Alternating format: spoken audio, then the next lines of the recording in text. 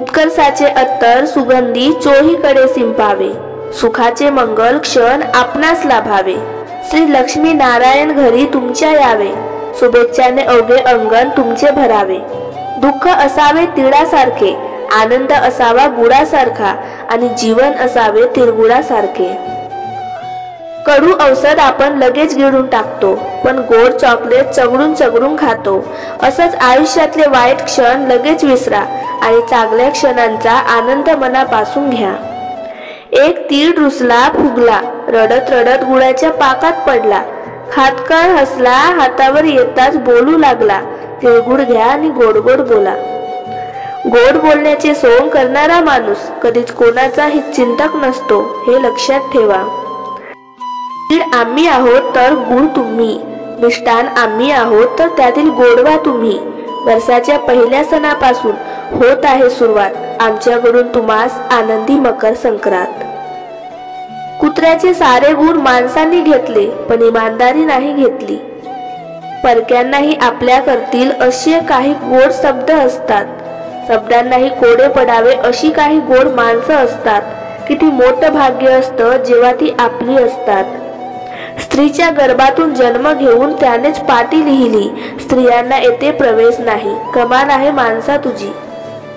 गोड बोलतच आहात तसेच बोलत राहा। मकर संक्रांत हा एक गोड सण आहे, तुम्हाला शुभेच्छा देण्याचे एक निमित्त आहे।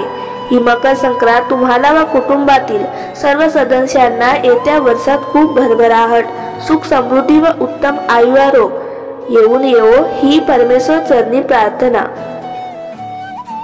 शब्दांनीच शिकवलंय पडता पडता सावरायला, शब्दांनीच शिकवलंय रडता रडता हसायला। शब्दांमुळेच होतो एखाद्याचा घात, आणि शब्दांमुळेच मिळते एखाद्याची आयुष्यभर साथ। शब्दांमुळेच जुळतात मनाच्या तारा, आणि शब्दांमुळेच चढतो एखाद्याचा पारा। शब्द जपून ठेवतात त्या गोड आठवणी, आणि शब्दांमुळेच तरळते काहीतरी डोळ्यात पाणी। म्हणूनच जो जीभ जिंकेल तो मन जिंकेल, आणि जो मन जिंकेल तो जग जिंकेल। विसरूनी जा दुःख तुझे हे, मनालाही दे तू विसावा। आयुष्यातील पतंग तुझा हा प्रत्येक क्षणी गगनी भिडावा। तीळ आणि गुळासारखी राहावी आपली मैत्री घट्ट, आणि मधुरही नात्यातील कटुता इथेच संपवा। तिळगुळ घ्या आणि गोड गोड बोला। आकाशाला टेकतील असे हात नाहीत माझे, फुलांचे गीत ऐकावेत असे कान नाहीत माझे। चंद्र सूर्याला साठवून ठेवणारे असे डोळे नाहीत माझे, पण आपल्या माणसाची आठवण ठेवेल असे हृदय आहे माझे। जगाला हेवा वाटण्यासारखी ही आपली मैत्री घडवूया, दोन नात्यातलं आपलेपण साऱ्या जगाला दाखवूया। कागदाची नाव होती, पाण्याचा किनारा होता, खेळण्याची मस्ती होती आणि मित्रांचा सहारा होता। कधी आठवण आली तर डोळे झाकू नका, जर काही गोष्टी नाही आवडल्या तर सांगायला उशीर करू नका। कधी भेटाल तिथे एक स्माइल देऊन बोलायला विसरू नका। कधी चूक झाल्यास माफ करा, पण कधी मैत्रीची जाणीव कमी करू नका। सागराचे पाणी कधी आटणार नाही, मनाची आठवण कधी मिटणार नाही। एक जन्म काय 1000 जन्म झाले तरी तुझी आणि माझी मैत्री कधी तुटणार नाही। काहीही नातं नसताना जे नातं निर्माण होते ती मैत्री असते। कोणीही आपले नसताना जे अचानक आपले होते ती मैत्री असते। आई बाबापेक्षा एखादी गोष्ट ज्यांना शेअर करावीशी वाटते ती मैत्री असते। आपली छोटी छोटी गुपिते त्यांना माहिती असते ती मैत्री असते, आणि मरेपर्यंत विसरायला लावत नाही ती मैत्री असते।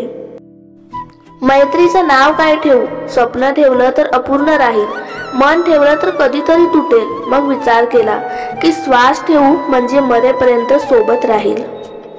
चांगले मित्र आणि औषधे ही आपल्या आयुष्यातील वेदना दूर करण्याचे काम करतात। फरक इतकाच की औषधांना एक्सपायरी डेट असते, पण मैत्रीला नाही। मैत्रीत शिकावं, शिकवावं, एकमेकांना समजून घ्यावं, खुल्या मनानं कौतुक करावं, चुकीचे होत असेल तर तेही मोकळेपणानं सांगावं।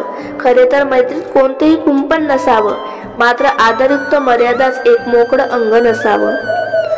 आयुष्याचा चित्रपट वन्स मोर नाही, हव्या हव्याशा वाटणाऱ्या क्षणाला डाउनलोड करता येत नाही, नको नकोशा वाटणाऱ्या क्षणाला डिलीट ही करता येत नाही, कारण हा रोजचा तोच तो असणारा रियालिटी शो नाही। म्हणून भरभरून पूर्णपणे जगा, कारण लाईफ हा चित्रपट पुन्हा लागणार नाही। प्रेम असं द्यावं की घेणाऱ्याची ओंजळ पुरी पडावी. मैत्री अशी असावी की स्वार्थाचं भान नसावं. आयुष्य असं जगावं की मृत्यूनेही म्हणावं, तू जग अजून, मी येईन नंतर. मैत्री नसावी मुसळधार पावसासारखी, एकदाच बरसून थांबणारी. मैत्री असावी रिमझिम सरीसारखी, मनाला सुखद गारवा देणारी. जे जोडले जाते ते नाते, जी जुळते ती सवय, जी थांबते ती ओढ, जे वाढते ते प्रेम, जो संपतो तो श्वास, पण निरंतर राहते ती मैत्री, फक्त मैत्री.